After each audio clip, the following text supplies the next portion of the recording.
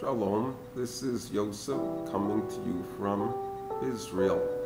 This week is Parshas Toldos, and it is the story of the births of Yaakov and Esav. And Rivka is barren for many years, and after 10 years, she becomes pregnant, but the pregnancy is very difficult.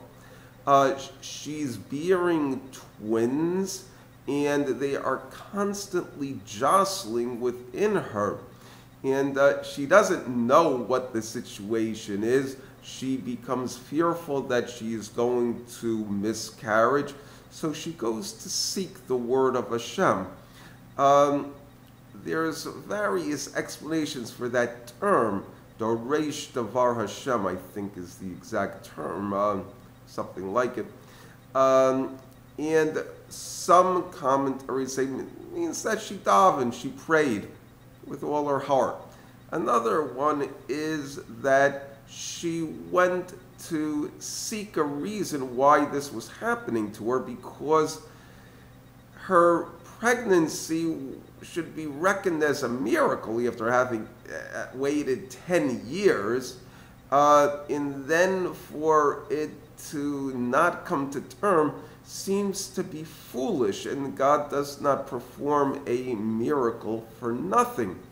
So she, according to some commentaries, she went to the yeshiva of Shem, the son of Noah. He was a prophet, to ask what was happening, and she was answered by a messenger with a Ruach HaKodesh, who said that two nations are going to come out of you. There'll be different races altogether, and that they will be constantly competing. And in the end, the nation that is considered large is going to serve or be subservient to the nation that is considered young. And the two children are Yaakov, who is considered young or small, and Esav, who is considered large. Later on, you have the story of the bracha that is more or less stolen from Esav by Yaakov.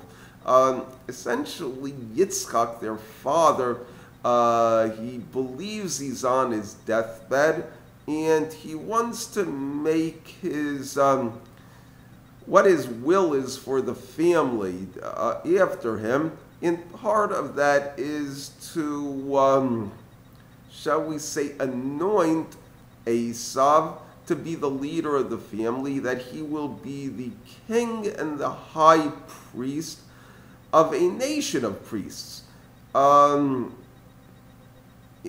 he will rule the family that will be his line, including the line of Yaakov, including his own line. And Rivka, when she sees what's about to happen, tells Yaakov to steal the bracha, to trick his blind father into giving him that blessing. And Yaakov is reluctant. He says if he sees it, he's going to think I'm mocking him, and he'll curse me. He may curse me. Rivka is unfazed. She says, let the curse fall on me. So Yaakov listens to his mother, and the trick works. But the aftermath is a disaster. Yitzchak is very upset, but nevertheless he ratifies the bracha. And Esav is extremely upset and very bitter, and he starts to threaten to kill Yaakov. So Rivka, when she hears this, says, it's basically nonchalant. She just says, look, go away for a few days, flee to my brother Lavan, And in effect, she's going to tell him to use the time to get married.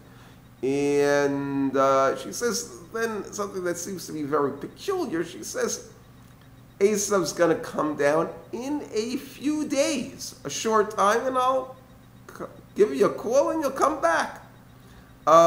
In fact, what happens is that Yitzchak gives Esav a bracha. It's basically a bracha of military might and financial prosperity when he sends Yaakov to Lavan. He gives him the blessing of Avraham. In effect, they have become the aspect of two different nations has become much more revealed and much more put into effect at this point. The bracha of Avraham not being given to Esav means that he's not going to be part of a kingdom of priests, and the fact that he received a separate bracha means he's got to be separate.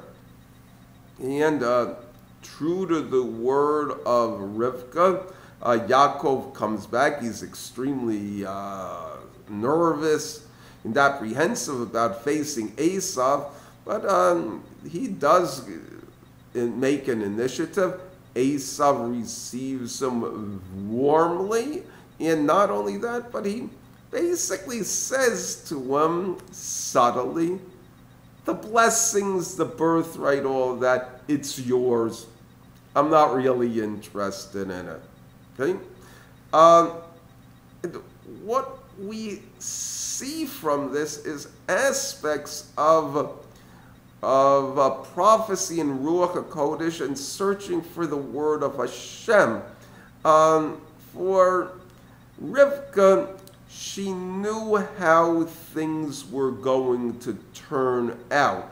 So situations that seemed unusual or alarming did not make much of an impression on her, because she knew that this was just part of the bumps and grinds for her two sons to fulfill their destiny. And it's an aspect of prophecy that a prophet sometimes is referred to as brazen and as crazy, because his points of view can be so different, and he is extremely self-assured in his confidence that this is how things are going to turn out. There's something in us that recognizes the word of Hashem, and as a result of that, we may do things and behave much differently than people who have not been graced with this light.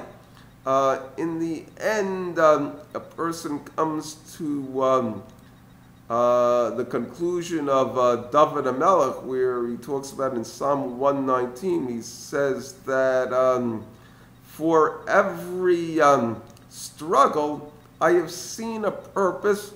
Your mitzvahs are very deep. Thank you. Shabbat Shalom.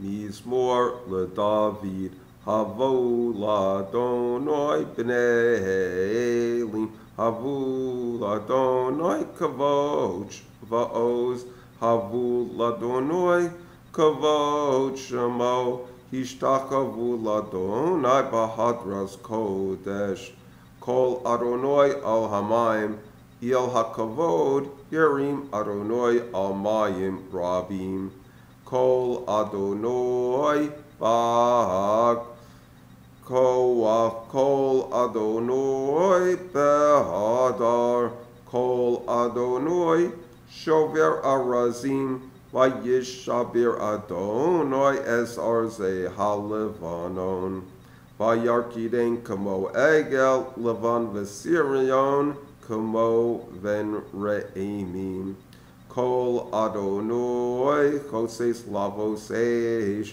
Kol Adonai Yochel Midbar Yochel Adonai Midbar Kodesh Kol Adonai Yachol Elayalos Vayachasos Yeros Uvekalo Kulo Omar Kavod Adonai Lamabul Yoshav Vayeshav Adonai Melech La'olam Adonai Oz La'amo Yitain Adonai Yevarech Es Amo Vashalom.